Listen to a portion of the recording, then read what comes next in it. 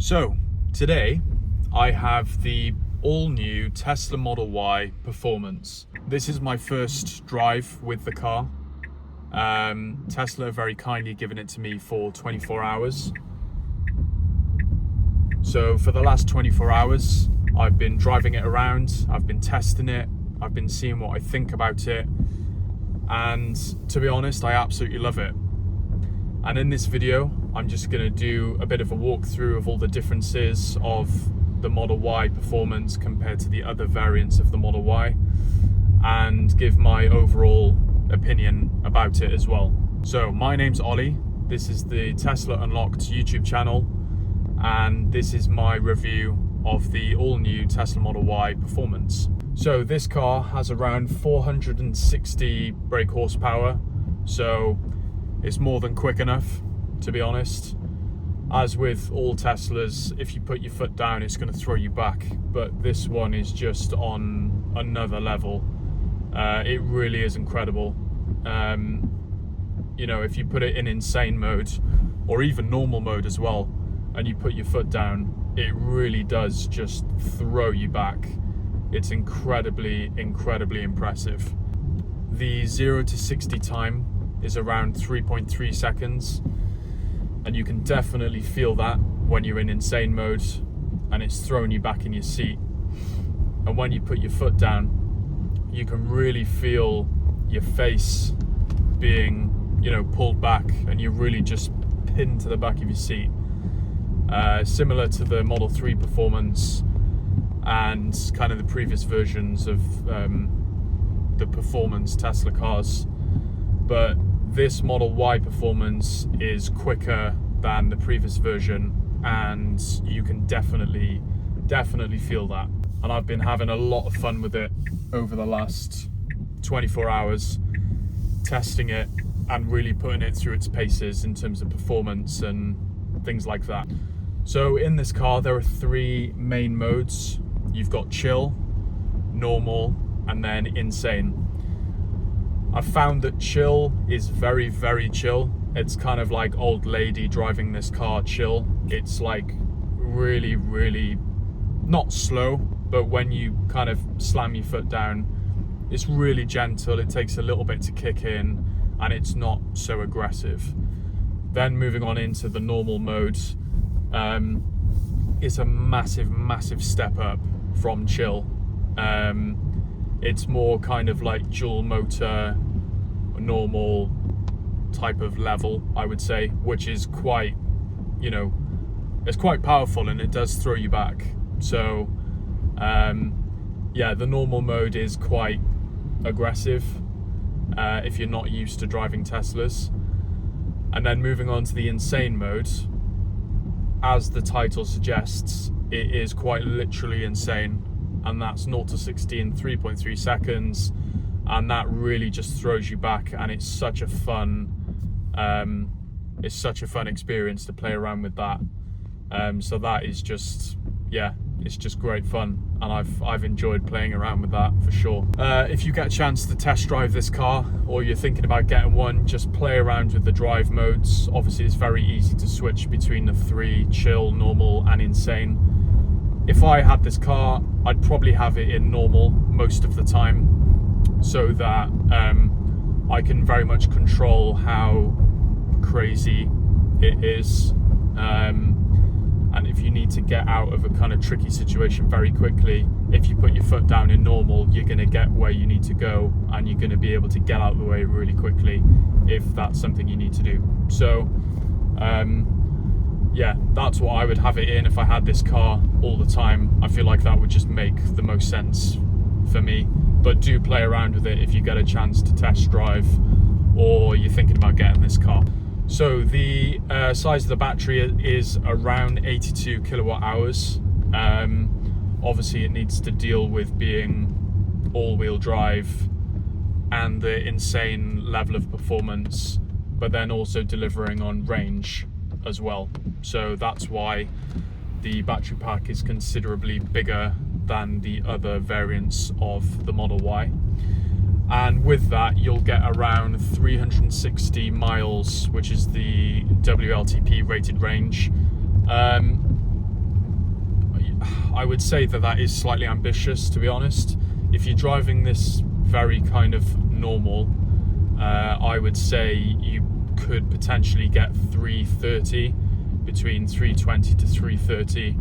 Obviously it depends on time of year, temperature, all that stuff. I'm not going to get too technical in this video today, but don't expect 360. You're going to be getting around 320, 330 maybe. That may not be exact, but that's just my guess, if I was to make a guess about the efficiency of this car. What I will say is that I've been driving this car around loads for around the last 24 hours, not non-stop obviously, but I had it from 10 a.m. yesterday, so I pretty much drove it all day yesterday, and now is the following morning. When I had the car it was on 100%, and now it's on 58. So, you know, that's basically an entire day's worth of driving, and it's now the following morning and it's still on 58%, which is just amazing, to be honest. It really is amazing. Another different thing on this car is that it has adaptive suspension. So it definitely feels like a feels like a sporty version of the Model Y. So it is a bit firmer, it does ride firmer, but I would expect that from a sports version of a car. I would expect that for sure. Yeah, even though it does just ride quite firmly, it is still really comfortable, and when you go over bumps it does adapt. You can feel it adapting, and it's not so kind of rough on those kind of rough roads. It's pretty decent actually. And then obviously in dynamics you can actually change, like there's traction control mode, stability assist, you got normal, reduced, the ride and handling you can have it on standard or sport. So do play around with that. Obviously that does affect it slightly, but my experience with this car over the last 24 hours is that it's been really smooth, really comfortable to drive, and you know, it definitely feels like a sport version of the Y, but it's not unbearably rough or uncomfortable. It's just the right kind of level. I would say that 99% of the time the adaptive suspension gets it right, but there is that 1 or 2% of the time where if you do go over a rough bit of road, it doesn't always quite adapt as it should, maybe. But overall it's very, very comfortable, it's very smooth, and it's a great car. So moving on to the exterior in terms of the aesthetic changes, we've got the front and rear new diffuser and the kind of air intake sections, which are different to the other variants of the new Model Y. This just makes the car look a lot more aggressive in my opinion, and it does look quite cool. And then moving on to the back of the car, we've got the carbon fiber spoiler, which is the same as the new Model 3 Performance. And this car also has the new Tesla Performance badge, the same as the Model 3 Performance as well. But those kind of diffuser, the front and rear diffuser sections do make it look a lot more aggressive, and with the spoiler as well. Then moving on to the wheels, these are different wheels, so they are 21-inch Araknid 2.0 wheels, and I think they are really, really nice. They definitely stand out because they look quite different to any other version of the Model Y, or even Model 3 as well, including Model 3 Performance, because that has slightly different wheels. But I think these wheels look really nice, and they've got kind of like the aero sections on them, so they are still pretty decently aerodynamic. On these wheels as well, there is a staggered tyre setup, so the two front tyres are smaller or not as wide as the two rear tyres, which are slightly wider than the front. This is all to do with the performance of the car, making sure that it performs as best as it can, type of thing. I dread to think how much these tyres are, to be honest. It kind of scares me, the thought of it. Moving on from the wheels, this car does have a slightly lower ride height when compared to the other versions of the Model Y. Honestly, I can't really notice it massively. It still feels high up because it's a Model Y, but it's not, you know, it's not drastically different. It's not significantly lower. It's just ever so slightly. So yeah, that's quite cool to make it feel slightly sportier, but it's not a night and day difference at all. Then moving on to the interior, we've got some new sport seats, which are the same as the Model 3 Performance. And these seats are really nice, actually. I do quite like these. They've got these kind of side bits to them that hold you in your seat a lot better, especially if you're using insane mode or whatever. They just kind of hug you in the seat a lot better, which is nice to see. And they've also got that performance badge on them as well, which is also cool to see in this car, the same as the Model 3 Performance. And these seats also have thigh extenders. I'm actually not sure if this is on the other versions of the new Model Y.